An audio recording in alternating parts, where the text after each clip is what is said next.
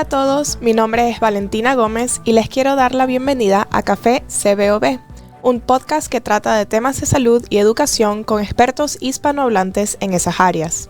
Este podcast es ofrecido por la Fundación Children Beyond Our Borders, una organización sin fines de lucro que trabaja para eliminar barreras en la educación y proveer una base para mejorar la calidad de vida de niños vulnerables en el condado de Alachua, en el estado de la Florida, como también en Latinoamérica. El día de hoy vamos a hablar de un tema muy importante que puede afectar a nuestros niños: la lesión cerebral traumática pediátrica.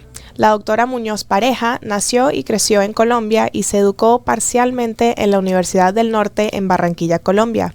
Completó su formación de residencia en pediatría en el Nicklaus Children's Hospital y su subespecialidad en cuidados intensivos pediátricos en el Hospital General de Massachusetts en el sistema de la Escuela de Medicina de Harvard.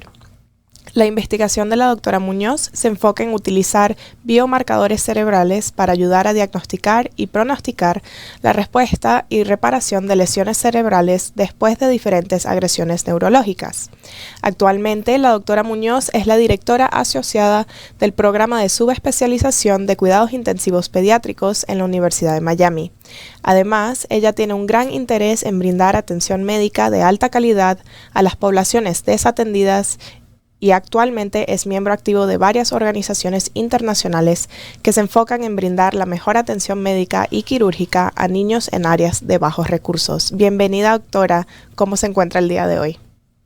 Hola, ¿cómo estás? Muchísimas gracias por tu invitación.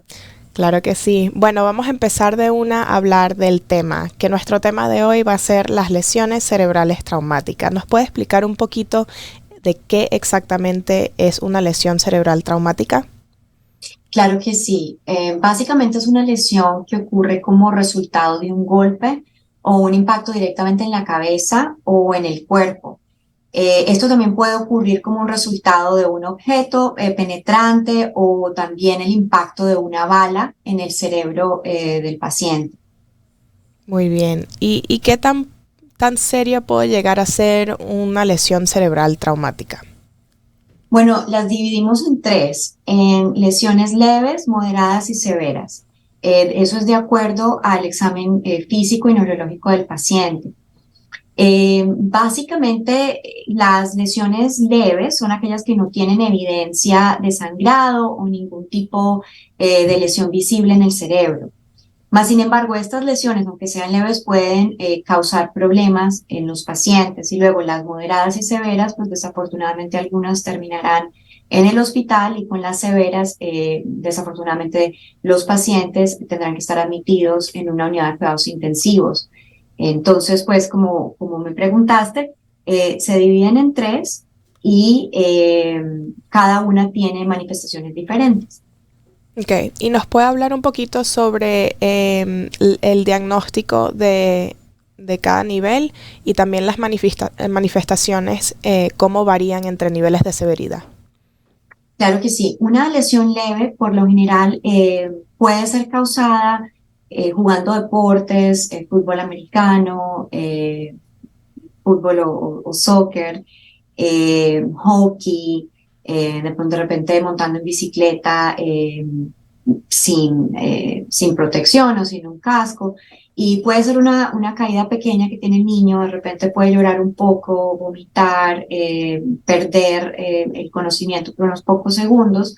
Y de esta lesión se le puede hacer una imagen de la cabecita con la tomografía y no encontrar nada, o sea que simplemente fue algo más como al nivel celular. En este tipo de lesión leve es lo que nosotros llamamos una concusión. Y en realidad, aunque se llama leve, entre comillas, puede causar en los niños ciertas manifestaciones que yo no diría sean leves. Por ejemplo, pérdida de la memoria, dificultad con dormir, dolores de cabeza. Y si tenemos este tipo de confusiones frecuentemente, pueden traer otra serie de consecuencias. Ahora, las lesiones moderadas, si se hace una tomografía cerebral o imágenes al cerebro, vas a encontrar sangre o desgarramiento de tejidos, entonces es mucho más visible, y ahí, dependiendo de dónde esté la lesión, pueden ser los síntomas del paciente. Desafortunadamente, con las lesiones severas podemos llegar a situaciones en las que el niño puede estar en un coma cerebral y eventualmente necesitar equipos para respirar, equipos para comer y potencialmente, desafortunadamente, pueden causar la muerte. Ok. Y como padres, ¿cómo podemos identificar si algún evento traumático puede resultar, o sea, qué síntomas pueden indicar que es algo un poquito más grave y puede llegar a ser una lesión cerebral traumática, o si simplemente es una caída o un golpe durante deporte, como había mencionado? Muy buena la pregunta. Supongamos que tenemos un niño que está haciendo deporte y chocó la cabeza con otro compañero. En ese momento el niño puede presentar vómito, puede presentar dificultad para acordarse qué fue lo que sucedió, lo que llamamos amnesia, y puede también tener vómito. Esos son síntomas que nos deben preocupar. Son síntomas que probablemente se recomiendan a los padres de visitar la emergencia más cercana porque puede ser signo de algo un poco más complicado. Ahora bien, si simplemente el niño le dolió la cabeza y lloró y todo parece estar bien y no hay signos de confusión o vómito, entonces pues podemos observar al niño en ese momento.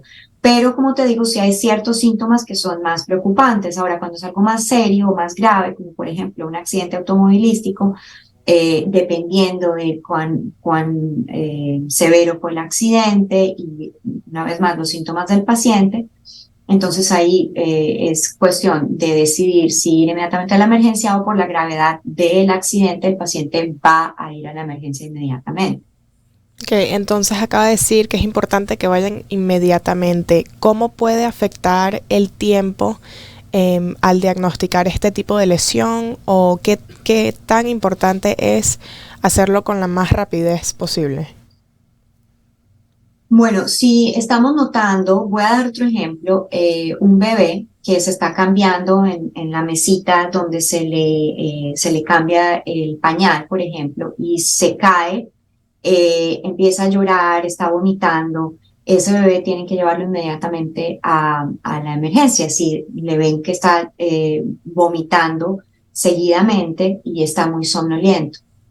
Sobre todo con los bebés, a veces es muy difícil poder identificar como padre porque ellos no nos están diciendo me duele la cabeza, no nos están, de repente tienen que tomar una siesta y es muy difícil hacer esa decisión. Entonces a veces es mejor, como decimos pues en español, es mejor prevenir que lamentar. Si hay alguna duda, es preferible ir al centro más cercano y que un especialista le haga un examen al paciente. Ahora, si es un niño más grande, que tenemos la oportunidad de preguntarle cómo se siente, de decirle, ¿te acuerdas qué pasó? Y no lo estamos viendo que se está quedando dormido, que está vomitando, o en algunas situaciones es mucho más evidente, por ejemplo, un niño que presenta un cuadro de convulsiones, ya esos son situaciones en las cuales inclusive la ambulancia se debería llamar si estamos viendo que el niño en esos momentos está teniendo una convulsión. Entonces, pues varía un poco, pero sí es importante tenerlo en cuenta, que no es bueno esperar demasiado.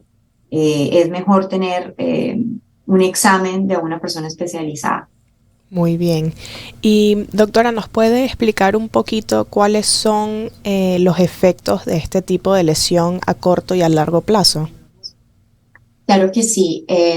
A corto plazo, pues la molestia del trauma, con el dolor de cabeza, por las primeras semanas el niño puede presentar mareo, vértigo, y cuando estamos hablando un poco más a largo plazo, así como mencioné antes, inclusive cuando son lesiones leves, pueden acarrear este tipo de síntomas por mucho más tiempo. Es decir, un niño estaba jugando fútbol y tuvo una confusión, no pudo practicar por varias semanas, y no es necesariamente extraño que ese mismo niño pueda estar sufriendo de pérdida de la memoria, dolores de cabeza, dificultad para dormir, mareos. Entonces, el tema, a mí me molesta mucho que nosotros lo llamamos leve, moderado y severo, porque pues a veces no tiene nada, es leve la manera como se generó el trauma, pero los síntomas que el paciente está teniendo pueden ser un poquito más graves, ¿no?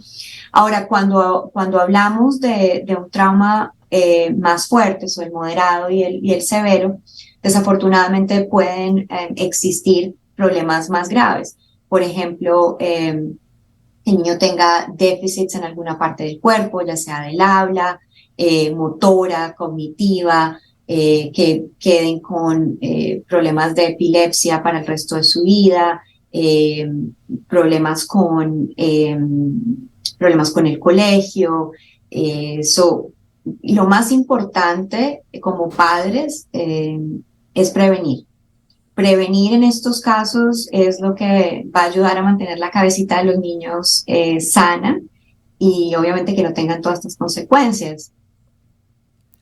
Muy bien. Y qué recomienda usted para los padres cuando estamos hablando de prevención? ¿Cómo podemos prevenir este tipo de lesiones, especialmente si nuestros hijos están activos en muchos deportes o en actividades que pueden fácilmente llevar a contusiones o golpes a la cabeza? Bueno, lo más importante y lo más fácil de hacer es pedirle al niño o no pedirle, hacer que el niño tenga un casco. El casco se debe usar no solamente para montar bicicleta, pero también se debe usar para montar patineta. También se debe usar para montar estos nuevos mopeds Sí, como unos juguetes, scooters. los scooters, Sí. gracias. Estos scooters, como padres a veces pensamos, oh, no, no va muy rápido, o el niño está usando un pie solamente, y en realidad, si te pones a pensar, puede agarrar un poco de velocidad, el niño se puede tropezar, cae en el cemento directamente contra su cabecita. Entonces, estas son cosas que como padres podemos prevenir. La otra cosa importante es mostrarles como padres que para nosotros es importante y ser ejemplo. Muchas veces yo veo familias que todos los niños tienen casco, pero los papás no. Entonces es como que estamos dando el mensaje incorrecto. La otra cosa importante es cuando los niños están haciendo deporte, por ejemplo, fútbol americano o fútbol o soccer en inglés, que si han tenido una concusión, se tengan el tiempo necesario de estar fuera de práctica.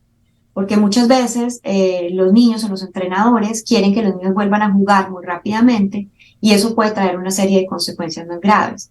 De hecho, si un niño tiene concusiones repetitivas Ujú. a lo largo de su niñez y a lo largo luego cuando van al college o a la universidad continúan con este tipo de lesiones o se dedican a algo más profesional, si no se han cuidado como se deberían cuidar con el tiempo necesario, esto puede acarrear otra enfermedad que se llama, en inglés se llama Chronic Traumatic Encephalopathy, en español sería una encefalopatía traumática crónica, que esto desafortunadamente puede causar la enfermedad de Alzheimer o el Parkinson's si pues no se han cuidado lo suficiente a lo largo de su vida, que es algo que ha sucedido en ciertos futbolistas americanos, por ejemplo. Wow, entonces es muy importante prevenir este tipo de lesiones. Em, Correctamente. y un poquito más para ver un poquito cómo se desarrolla este tipo de lesión en los niños. Las lesiones cerebrales traumáticas pueden alterar el comportamiento de los niños y si Sí, pueden hacerlo, ¿de qué manera? sí, totalmente. De varias maneras. En un bebé puede generar mucha irritabilidad. Eso es un bebé que puede estar mucho más eh, llorón, por ejemplo. Entonces la familia puede llegar a pensar, o no tiene cólico, o no sé qué está pasando, pero está llorando demasiado. Eso es algo que se tiene que pensar un poquito, que si el niño está demasiado, demasiado irritable en un infante. Ahora, en un niño más grandecito, que sabemos que de repente sí tuvo una lesión traumática cerebral, digamos en este caso una concusión o algo más leve, puede también generar irritabilidad, o si es una lesión más grave, moderada o severa, dependiendo de dónde sea la lesión, podemos ver ciertos cambios de personalidad. Por ejemplo, una lesión en el lóbulo frontal, podemos tener un niño que está completamente desinhibido de lo que está diciendo y no se da cuenta del riesgo o el peligro que algo puede acarrear. Una lesión en el lóbulo temporal puede afectarlo más en el área del vocabulario o motora.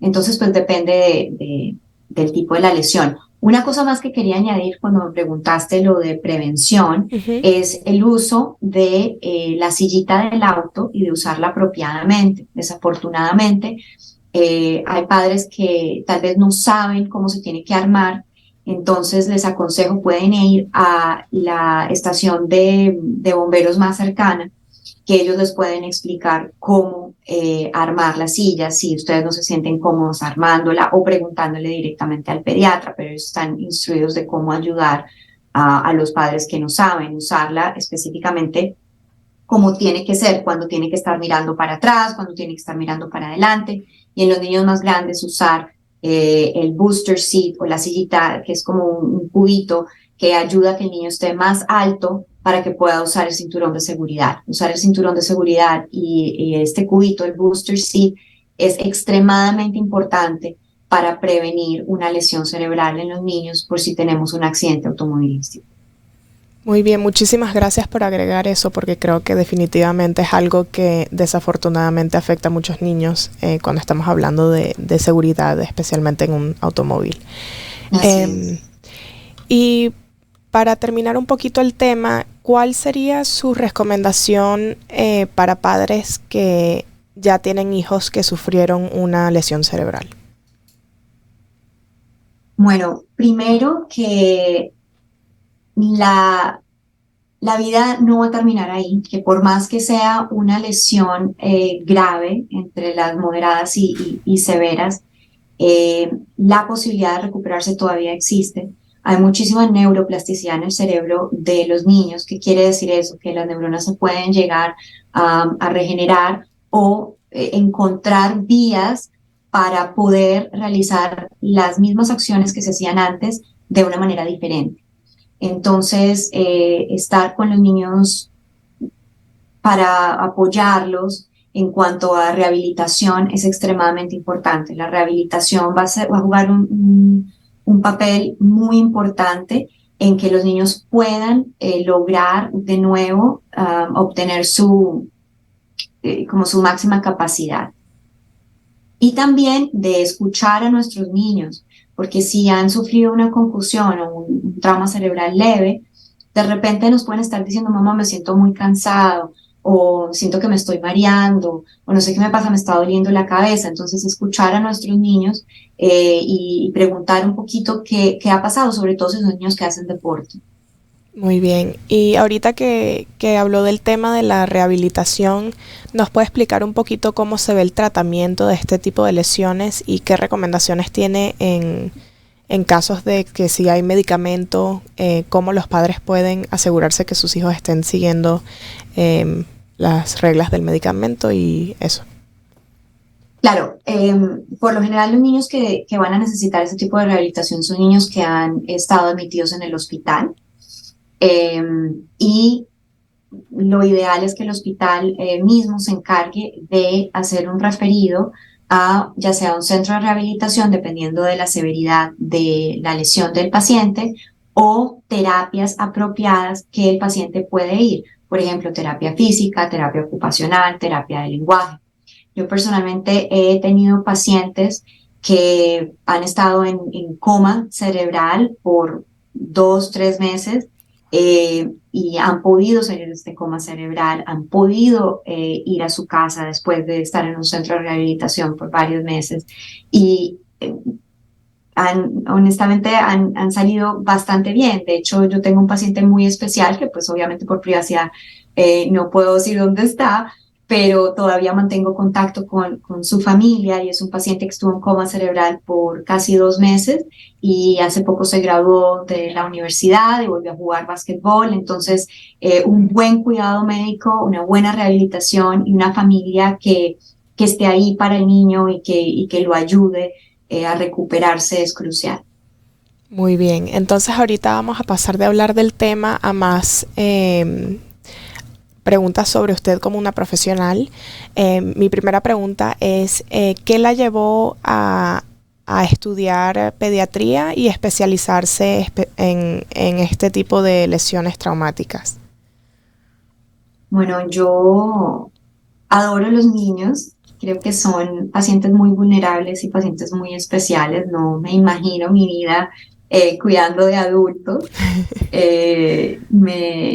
Te alegran el día, o sea, llegas a tu trabajo y ves a los niños que por más que estén enfermos o por cualquier cosa que están pasando, por lo general siempre tienen una sonrisa para ti. Eso para mí fue uno de los factores que me llevó a estudiar pediatría, número uno.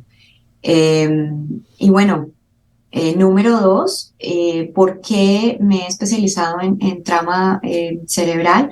Siempre me ha llamado mucho la atención el cerebro. Me parece que, bueno, todo lo que somos, si nuestro cerebro no funciona adecuadamente, está en desbalance. Y además yo también tuve una lesión traumática cerebral. Entonces, al haber sido víctima después de un accidente, de una lesión de estas, pues entonces puedo llegar a entender al nivel del paciente los síntomas que alguien puede tener. Y de hecho, este mes es el mes de las lesiones cerebrales. Entonces tenemos que estar como más eh, in tune con lo que es, porque los pacientes que han sufrido trauma cerebral son más que su trauma cerebral y no nos damos cuenta porque está adentro, no es como una persona que se rompió un hueso y tú puedes ver, Claro. bueno, sí tiene un problema. Son pacientes que pues es mucho más difícil entender por lo que están pasando, así que bueno, me encanta que me hayas invitado, especial en este mes de marzo, que es el mes de awareness del trauma cerebral. Muchísimas gracias por compartir tu historia. ¿Qué recomendación le puedes dar a un joven que esté interesado en estudiar medicina y capaz de especializarse en un área como el trauma cerebral? Bueno, primero que medicina como que se relaciona muchísimo con pasión. Medicina, o por lo menos para mí, no es un trabajo, es un estilo de vida, es una responsabilidad que adquieres con la humanidad al convertirte en médico. Entonces, primero que todo, para las personas que quieren estudiar medicina, que lo hagan como una vocación y no simplemente porque, bueno, sí, vamos a chequear este cuadrito que dice que ser medicina puede estar bien. No, en realidad necesita uno tener muchísima pasión y muchísima vocación. Eso número uno. Número dos, cada vez los requerimientos para entrar a la escuela de medicina son mucho más, a un nivel más integral, más de 360 grados, entonces no es solamente las notas y los exámenes, es más cómo has ayudado a tu comunidad a través de tu experiencia en el bachillerato. Entonces, involucrarte en la comunidad, en ayudar a tu comunidad va a ser extremadamente importante para poder ingresar a la escuela de medicina. Muy bien, muchísimas gracias por esas recomendaciones y muchísimas gracias, doctora, por estar aquí el día de hoy y enseñarnos sobre este tema que es tan importante y definitivamente creo que no se habla sobre este tema demasiado. Como mencionó, es un tipo de lesión que es invisible, por decirlo, no es algo que está visual al resto del mundo, entonces definitivamente es importante que hablemos un poquito de este tipo de riesgos y sus riesgos en la población infantil. Y bueno, muchísimas gracias a todos los que se han sintonizado en este cuarto episodio de Café CBOB. Los invitamos a seguirnos en todas nuestras redes sociales en @IamCBOB, IAMCBOB, y que nos dejen comentarios e ideas para otros temas que hablar en este podcast. Esperamos que nos vuelvan a sintonizar en las próximas 2 semanas. Muchísimas gracias.